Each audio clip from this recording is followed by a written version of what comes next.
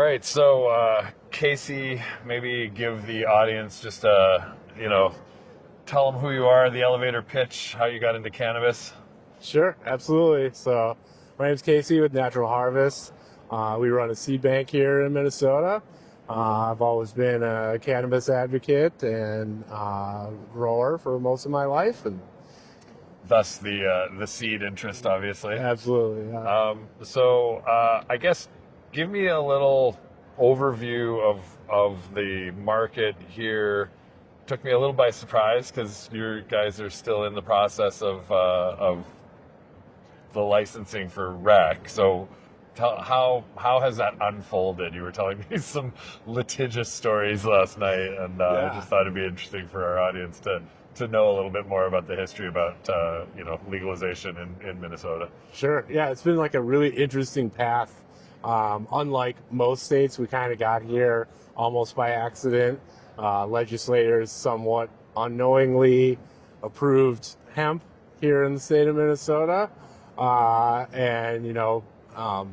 the Farm Bill allowed for it, people kind of took it as people smarter than you and me probably, a way to implement this and still include intoxicating products in that 0.3% by dry weight limit that they put on hemp. And it was kind of a fascinating path that, it became, this almost like novel product where it got put into beverage. And so many people can relate to beverage, the way they're designed. It's a lower dose product, that it really, it's more like an alcohol experience. So, it became like a lot more people comfortable with exploring it. And then since then, we've passed an adult use rec bill. As you mentioned, it's been a bit litigious so far. My wife is an applicant, and we applied like last summer. There was supposed to be a lottery in the fall, and it didn't happen. And supposedly it's going to happen this summer. We're fingers crossed. Fingers crossed it actually goes through. Yeah, absolutely. But in the meantime, we're seeing some of the smaller operators, micro licenses, and an uncapped license here in Minnesota. So that's going to be able to kind of proceed. So we're hoping, by summertime we'll see. Rewind for a sec. So what is a uncapped license? What's the micro license? The micro license is 5,000 square feet of cultivation. It's a full vertical operation, so manufacturing, processing. You can have a dispensary, even an on-site consumption lounge is going to be part of it. So an exciting time. So this is the new licenses, or did you say that there were micros that were already in operation? So nothing's in operation yet, but they do exist. There's from that round that we were in that were canceled, because it's an uncapped license type, there will be no lottery. So they basically advanced already. We're waiting for the final publication of the rules. I see. So they've been awarded a license, but they can't use it yet because can't quite operationalize. Gotcha. That. Okay. Yeah. Interesting, and including consumption lounge. So that's pretty progressive right out of the gate. Usually that's usually an uphill battle. Now, Yeah. how that's actually going to look, it's hard to say. Like Minnesota is very much, the Clean Air Act is very, very important here. So, combustible products indoors. We'll see how that actually rolls out. Obviously air exchangers and things like that, it's possible, but, Right. Or the old go on the balcony and which, it's fine, right? Maybe not in January in Minnesota. Maybe not. No, I can attest it's not as toasty as it would be on Western more states. So let's go back to how long have beverages been legal in the state? Like, when did that happen? Because it felt like yesterday everywhere we went that was an option, which was just still has me weirded out. Like, we're at a fancy restaurant and there's, cocktails and import beer and THC beverages, like it should be, but where I have never experienced this before. Yeah, I mean, it's surprising. Like for everybody who comes into town, they're a bit blown away. You know, even people that are like yourself, In like, the industry. oh, yeah, right. Yeah, you would think I wouldn't be this blown away, but it's just I think it was the integration of it is what I like to see, and is so rare because there's always this separation of, you know, it has to be in its own license and its own thing, and nary the two shall cross of having Right. alcohol with THC. And I mean, not that I'm saying if you have no experience with them that you should necessarily mix them, but Right. you know, most of us who have had some experience with them know how to balance things, or Right. I mean, or have a preference. right. You know, Like, it's nice that, you know, your wife who isn't necessarily consuming can have a glass of wine, and you can have a THC beverage. I noticed that last night. I thought that was really neat. Like, yeah, absolutely. you know, you have your choice of what you want. You don't have to go to a separate venue for that, and then you know, you're with people who maybe that's not their preference. So Right. Yeah, and like, it felt so civilized. yeah, like, you know, you go to a nice restaurant, and yeah, it's something there for everybody. And you know, you look at like where like the alcohol industry is going, and you know, it's rapidly declining. Less and less people drink. I myself was like, you know, I found it a way to, you know, not that I was like necessarily over consuming, you know, to a point of, you know, self-harm or anything, but like, you know, an IPA or two a day, you know, at happy hour before dinner or something like that was pretty usual. And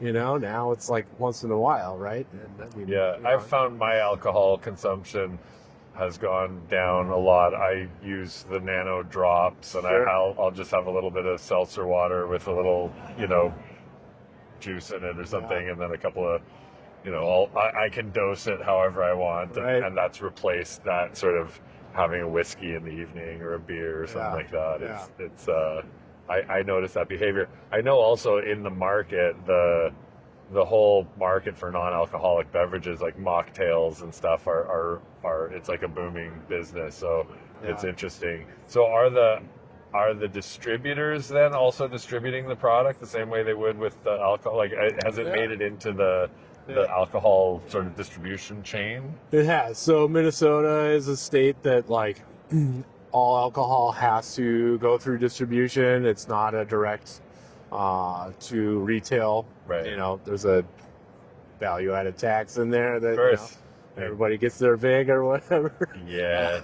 So it has made it that way. Just, you know, you can get this stuff in most liquor stores, even like we have municipal liquor stores here, and like my city has it, and they're selling weed, right?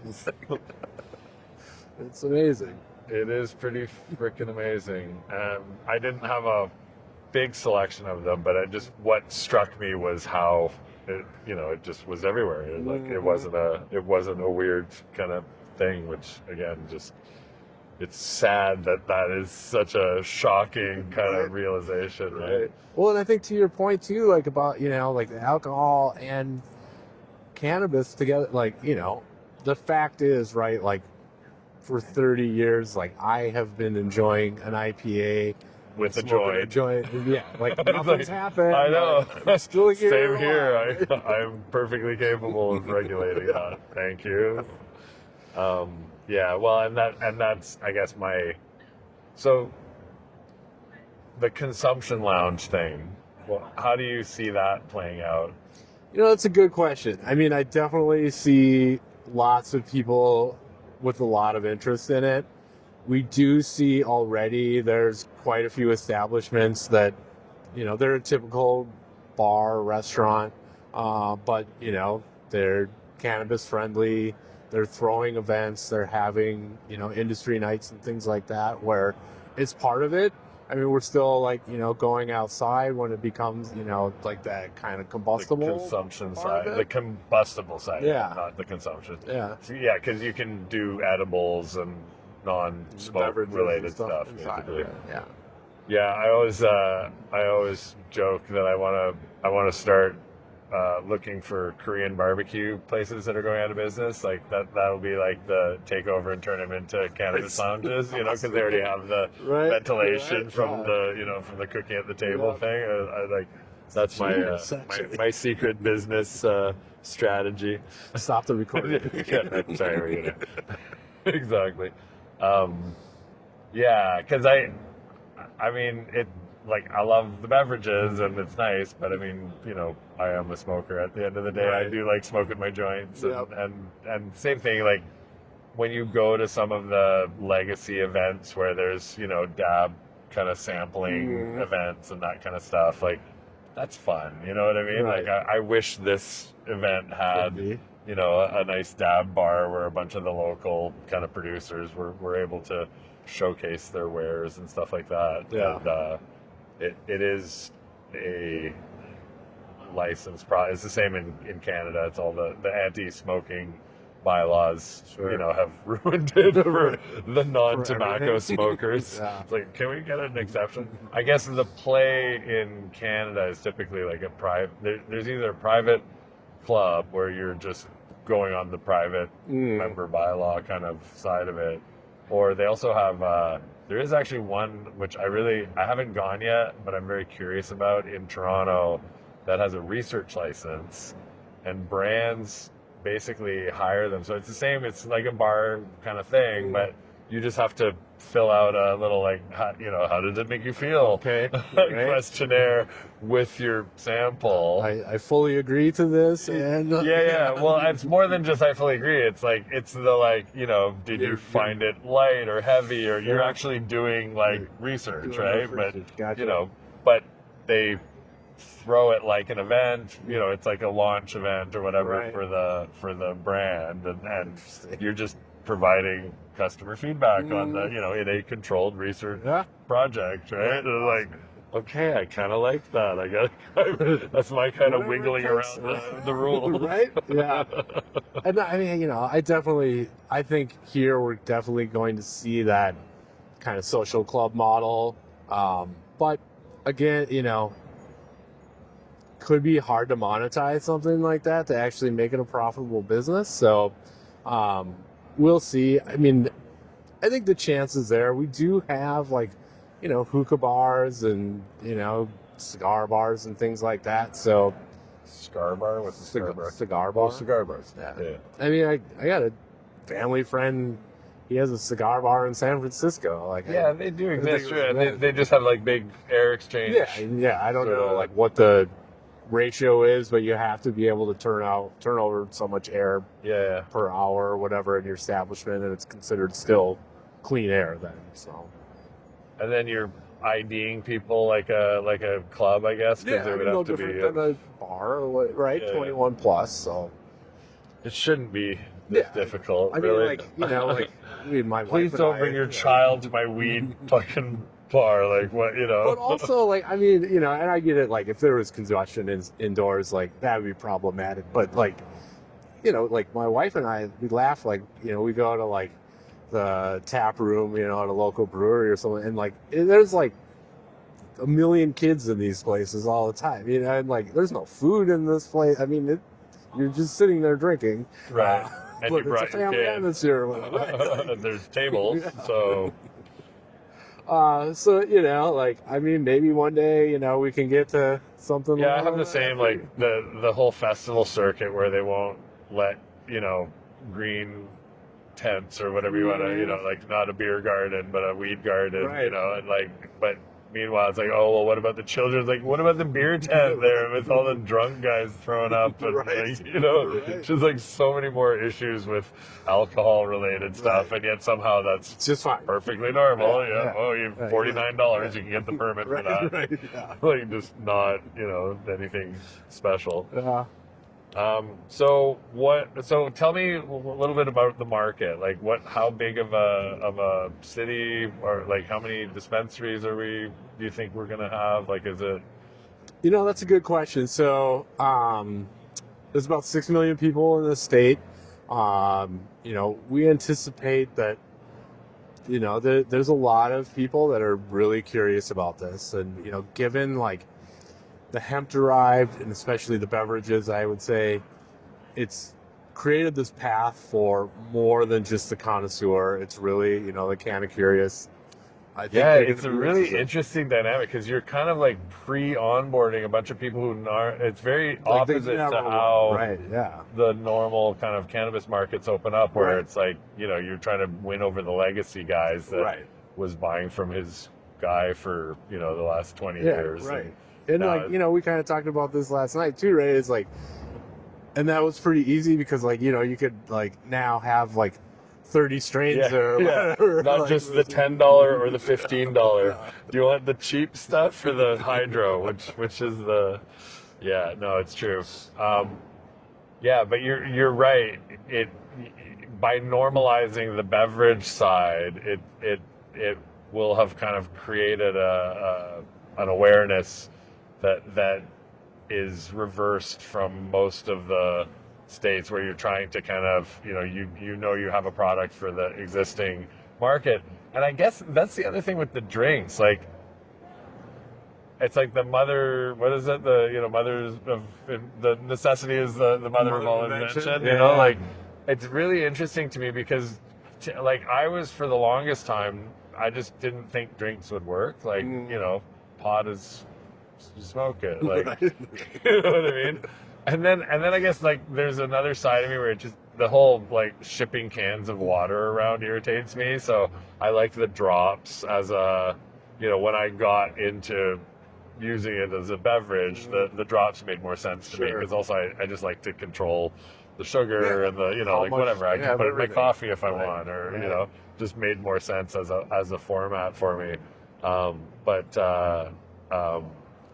But again, like none of that in Canada is available. Even the drops are hard. Like half the time you have to go through the medical channel to get them because they're Right. just not popular enough in the rec channel. Sure. And then the beverages were weird. They had like they because of the equivalencies or whatever, with the first kind of batch of them, they could only sell them in 4-packs. They couldn't do a 6-pack because then it was over the minimum allowed or something, Okay. which is like weird. too much container size or whatever. I don't know, whatever. Luckily I have nothing to do with compliance other than plugging things in and saying, "Yep, green light, go."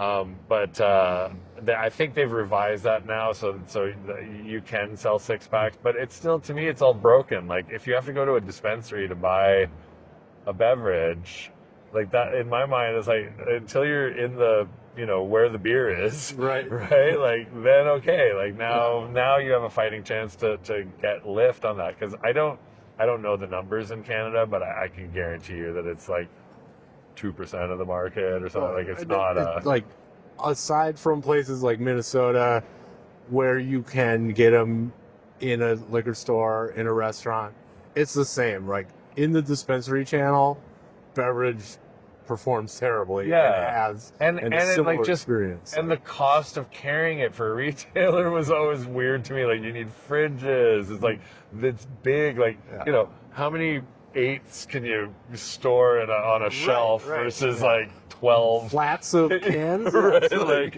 it's just I'm gonna need like a quarter of the storage space in your right whole dispensary versus like the dabs that I'm like margins like 70% on, and like Right. it takes up one shelf for 100 of them or whatever.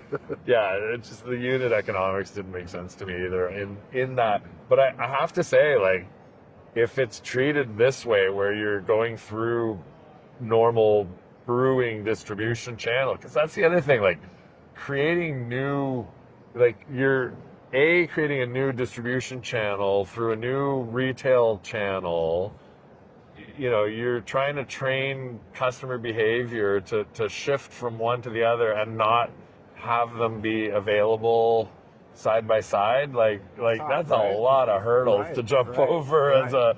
as an industry to try and get No, no. adoption, right? Like and the fact is, like, that consumer is like, they're never gonna go to the dispensary. Most of it, right? Like the soccer mom, like she's terrified. Even like the really pretty one that has all That the might have like, been cool in greenery high and stuff, school, like, and- yeah, like she doesn't want like her neighbor to see her coming out of there or whatever. There's just like meeting people where they are for anything is very important, and that's what this has been able to do. Retail 101. Meet your customers where they are. We always say this with the online stuff and being able to interact. Sorry to talk my book here, but that meeting the customer where they are and where they're comfortable is so important.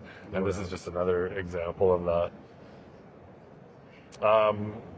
So you didn't answer my question. What do you think the number, like, you know, per capita, how many dispensaries would you say will open up here in Minnesota? Make me answer this.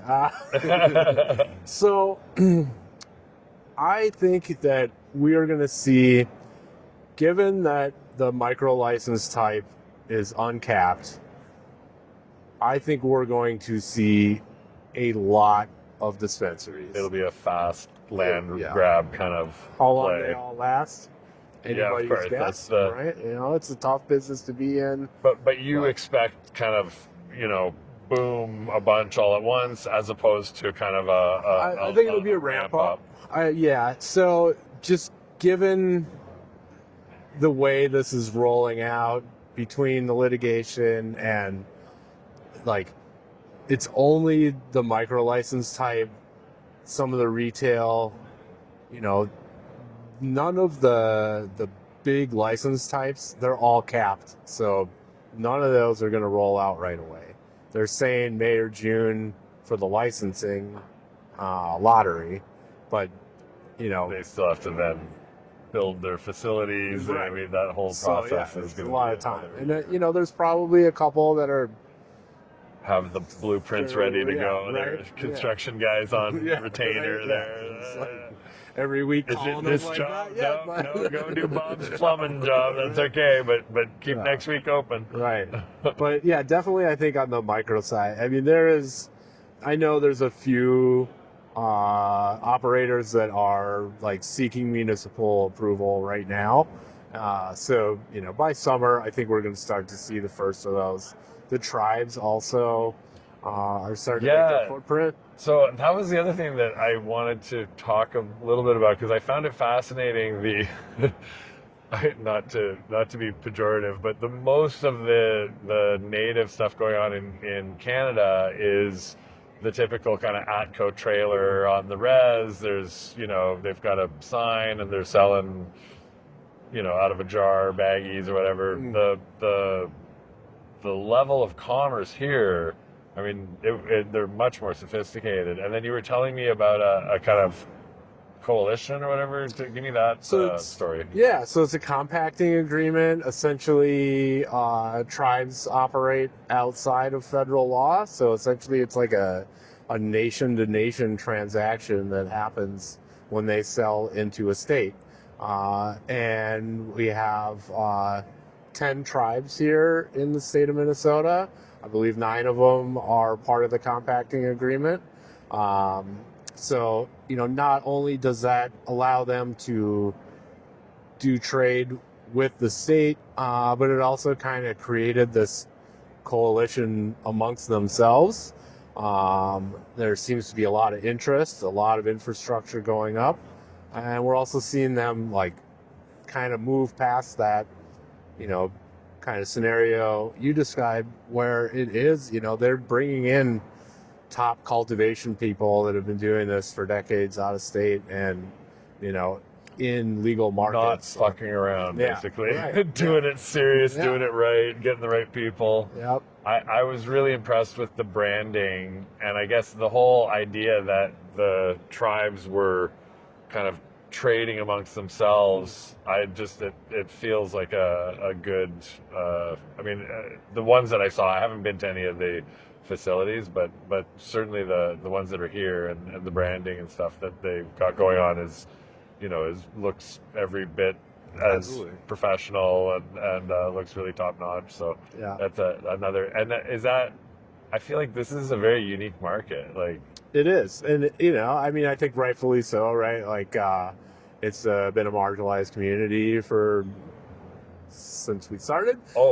yes. Here, so. Since we kind of showed up, ruined everything for a long time. Yes. Yeah, no, I very much feel the same way.